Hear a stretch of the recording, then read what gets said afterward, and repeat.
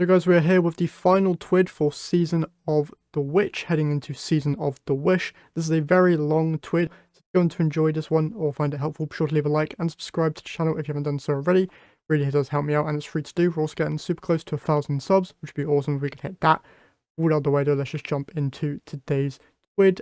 New collaboration here with The Witcher. I've already made a video on this, but we get these cool armor sets and other cosmetics next week with the new season's launch via the Eververse store. New artifact preview. This is what the artifact itself looks like, and now we're going to go over all of the perks in this season's artifact. So we have anti-barrier sidearm, unstoppable hand cannon, unstoppable bow, overload auto rifle, and overload pulse. We then have flame, fiber, and freeze. Combines the solar strand and solar stasis siphon mods into one. Kindling trigger, radiant, causes solar weapons to apply scorch to unscorched combatants. Blast radius, rapid final blows with rocket launchers and grenade launchers grant armor charge. Origin perk specialist 1 improves benefits provided by sundering, nano munitions, and nano tracer rocket origin traits. Additionally, weapons with those traits are always overcharged. And from whence you came, increase ability damage to taken and scorn combatants. Third column, Flint Striker, rapid solar weapon precision hits and rapid solar weapon final blows grant radiant. Torch, while radiant, deal increased weapon damage to combatants affected by strand and stasis debuffs. Heart and Flame, casting your solar super grants nearby allies radiant and increases the damage of your super for each nearby ally. Origin perk specialist 2 improves the benefits provided by the noble deeds, unsated hunger, head rush, and dragon's vengeance origin traits. Additionally, weapons with these traits are always overcharged. Wishing into being, while your super is nearly fully charged, ability final blows spawn orbs of power. Wearing Season of the Wish armor decreases super amount threshold. Moving on to column 4, Unraveling Orbs. Picking up an orb of power grants strand weapons unraveling rounds. Pillar of Ice. Killing an encased combatant spawns stasis crystals. Revitalizing Blast, causing damage with a solar ability weakens champions and bosses for a short duration. Overload rocket launchers. Dragon's Bite, breaking a combatant's shield with a strand or stasis weapon has a chance to suspend or freeze that combatant. Wearing Season of the Wish armor increases this chance. And onto the final column, first we have Horde Shuttle, damaging unraveled targets with a weapon occasionally spawns a Threadling. Hail the Storm, shattering encased targets and stasis crystals, deals increased damage. Shattering a stasis crystal releases shards of ice that damage and slow targets. Rays of Precision, while radiant solar precision final blows cause combatants to ignite. Solo Operative, while you are the only member of your fire team, you deal increased damage to all combatants. And finally, Argent Ordnance. Firing a rocket launcher consumes 1 stack of armor charge, granting increased damage and reload speed until you reload or stow your rocket launcher. Next, we move on to ability changes coming next week. Main stuff here, reducing case of player survivability that exceeds the power bar, making changes to Well of Radiance and Wall of Dawn, stasis ability tuning, and ensuring that abilities, particularly those on our longer cooldown tiers, are meeting our intended cost to output ratio. So the first thing to talk about here is grenade, melee, and class ability regeneration. The example that they give here is that a perk that grants 10% grenade energy on activation results in a cooldown reduction of 6.4 seconds for a firebolt grenade, but results in a cooldown reduction of 15.2 seconds for a lightning grenade. So they're trying to make those vast differences in cooldown reduction a little bit shorter. With these changes, you'll be seeing under the same circumstances. Here's an example under the new system where a perk that grants a base value of 10% grenade energy on activation results in a cooldown reduction of 6.4 seconds to a firebolt and results in a cooldown reduction of 7.6 for a lightning grenade. So it's bringing those cooldowns in for different grenades a little bit closer. Season of the Wish, we're only implementing this change to grenade, melee, and class abilities. Perks that add super energy are unchanged. We're also excluding any perks that either intentionally grant or fully refund, like Knock 'em Down, or targets only a single specific ability like Shinobu's Vow. These will still work independently to their behavior in the live game. Staying alive, major changes here. They're reducing Woven Mail's damage resistance in PvE from 55 to 45%. They're also nerfing Restoration, so Restoration healing rate at Restoration times 1. Used to be 40 HP per second in PvE and 20 per second in PvP, but will now be 35 HP per second in PvE and 17.5 in PvP. Restoration healing rate times 2. Old used to be 65 HP per second in PvE and 32.5 in PvP, now is 50 per second in PvE and 25 per second in PvP. Also changing up Devour, so heal amount both on activation and when refreshed, reduced from a full HP to 100 HP unless Feed the Void is equipped. Now refills both health and shield sections more smoothly rather than adding health to each section separately. Feed the Void, increased grenade energy regeneration per kill while Devour is active. This amount varies based on the type of target defeated, and now also provides the strength of Devour's health when equipped. Sprinting and slide melees. There's a thing currently going on apparently where sliding and shooting at the same time can make this really weird one-shot ability thing with slide melees, so they're now changing it so that can't happen. Sprint and slide activated melees can no longer be activated after the player fires their weapon during a slide. This affects the following melee abilities: Seismic Strike, Shield Bash, Hammer Strike, Howl of the Storm, Consecration, Flèche Storm, Lightning Surge, and Tempest Strike. They're also buffing Tempest Strike, so they're increasing base damage from 110 to 125, reworked tracking behavior to be more consistent at longer ranges, and improved consistency when traveling over rough terrain. Bonk Hammer and Banner of War. Banner of War increased the number of enemies defeated necessary to level up the banner by approximately double and increased the amount of time added per enemy defeated at each level to compensate. These values vary depending on the type of target defeated. Fixed an issue where unpowered swords were being granted a damage boost by Banner of War. Throwing Hammer, when picking up, now returns melee energy over 1.4 seconds rather than instantly and increases projectile tracking strength by about 20%. Soul Invictus reduced maximum sunspot duration from 20 to 12 seconds. This duration only ever reached when player is standing inside the sunspot. Sunspot duration without the owner standing inside it remains unchanged at 5 seconds. Well of Radiance and Ward of Dawn increased the base cooldown from 417 seconds to 455. They do say though that they are going to be taking a much deeper dive into the changes for Well of Radiance and Ward of Dawn to make them more different from each other in a future release. Heading on into Stasis Changes here. Now we have updates to certain fragments. The Whisper of Hedrons removed -10 strength penalty.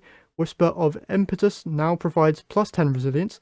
Whisper of Shards no longer provides +10 resilience. Whisper of Hunger stat penalty change from -10 mobility and -10 intellect to just -20 strength. And Whisper of Bonds removed -10 discipline penalty. The Hunter's Withering Blade increased projectile speed by 10%, increased maximum projectile lifetime by 10%, increased maximum bounce count from 2 to 3, and increased tracking consistency. Winter's Shroud increased slow stacks applied to PvE combatants from 40 to 60, increased slow duration applied to PvE combatants from 4 seconds to 8 seconds, and increased the slow detonation size versus PvE combatants from 8 to 9 meters. Titan's Shiver Strike now slows players on hit, a behavior previously removed in a past hotfix. Fixed an issue where Shiver Strike would not function with melee kickstart armor mod. Glacial Quake now freezes nearby players on cast, a behavior previously removed in a past hotfix. On cast, freeze impulse size versus players has been reduced from 8 meters to 6. Howl of the Storm fixed an issue where Howl of the Storm was not consistently freezing targets with the created stasis crystals. Onto Warlocks now. Frost Pulse significantly increased consistency against fast-moving targets. This change involved reworking how the ability freezes 2 targets, reducing the latency between when the ability is activated and when the target is actually frozen. Freeze detonation size versus PvE combatants increased from 8 to 8.5 meters. Penumbral Blast increased detonation size when impacting environments from 1.5 meters to 2 meters. Also here for us Shadebinder Warlocks will also directly benefit from a tuning change being made to Glacial Grenades. Currently, Bleak Watch's cooldown is directly tied to the base cooldown of Glacial Grenades, regardless of what grenade you have equipped. With this update, Glacial Grenade cooldown is being reduced, which will also translate to a lower Bleak Watch cooldown. So Glacial Grenade reduced base cooldown from 152 seconds to 121. Cooldown penalties for Dusk-Filled Grenade and Cold Snap Grenade when Bleak Watcher is equipped have also been updated so that their cooldown times match new Glacial Grenade cooldown time. Cold Snaps fixed an issue where the Seeker was not consistently created in the direction the projectile was moving after a bounce. Increased aim size from 0.9 meters to 1.4. Tracking strength now ramps down from full strength to 0 over the course of the grenade's lifetime rather than immediately turning off when the Seeker had reached 0.5 seconds of lifetime. Freeze increased special ammo damage bonus versus frozen targets from 5 to 10%. And there are also some more changes here that are in the works and they're going to talk more about, but they're giving us a little tease. They're adding a new stasis keyword. They are tentatively calling Frost Armor, aimed at addressing some of the players' feedback regarding survivability when running stasis, additional tuning changes and reworks to existing stasis fragments, and adding additional behavior to the harvest aspect. Now with stasis out the way, we're heading into exotic armor and armor mod changes. To note, unless otherwise specified, the following changes leave the rest of the exotics benefit intact. So first we have Hunters. Shards of Galanor. Throwing knife kills now grant super energy ranging between 2.5% and 5% depending on the type of enemy killed. Hideous Spave. Knife kills now grant a stacking damage bonus. Throwing knives dodging refreshes the duration.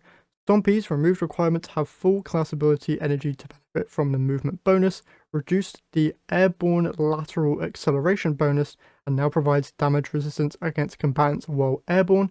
Mechaneer's Trick Sleeves. Slide damage bonus now persists for 5 seconds after your shields begin to recharge. Sidearm kills extend damage bonus duration by 3 seconds and completely reload sidearms from reserves. Damage bonus has been reduced in PvP to compensate for it lasting longer. It is now 10% sidearm damage down from 35. Bombardiers now applies 20 slow stacks to enemy players and 40 slow stacks to PvE combatants. Triton Vice increased glaive melee damage bonus while surrounded to 100% in both PvP and PvE. Celestial Nighthawk precision kills now grant super energy ranging between 1.5% and 4.5% depending on the type killed. Titans Severance Enclosure increased size and damage of the explosions. Kills with the exotics explosion now triggers an additional explosion. Peregrine Greaves, you now have to be airborne for a brief time before the exotic effect will apply. Damaging champions, tormentors, or mini-bosses with a shoulder charge deals further increased damage and refunds your melee energy. Worm God Caress, the Burning Fist exotic effect has been reworked. It is now a meter that increases with melee kills and finishes and decays over time. The meter is broken up into 5 sections, which provides escalating melee and glaive melee damage bonus. The upper end of the meter also provides escalating weapon damage bonus. As the meter decays, it passes back through the earlier tiers rather than deactivating immediately. The meter decays more quickly the more it is full. Ashen Wake fusion grenades impacts now stun unstoppable champions. Synthoceps removed extended melee lunge distance now improves weapon handling and reload speed while surrounded. Reduced PvE surrounded melee damage bonus 165% from 200 and increased glaive melee damage bonus to 100 from 50%. Precious Scars, kills with weapons matching your subclass now apply restoration tier 1 for 1.5 seconds in PvP and 3 seconds in PvE. Warlock here finally, Ballador Wrath Weavers. Now when you cast a Frost Pulse Rift, nearby allies gain a tier 2 Stasis Surge weapon bonus for 10 seconds in PvE and 5 seconds in PvP. They also gain a 50 HP overshield. The stasis damage bonus provided to allies by the Winter's Wrath Shockwave is now tier 4 stasis surge bonus. When your Winter's Wrath ends, you gain a tier 4 stasis surge weapon bonus as well. A lot of changes there.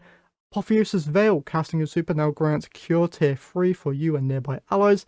After your super ends, you now temporarily gain increased melee and grenade regen for 8 seconds.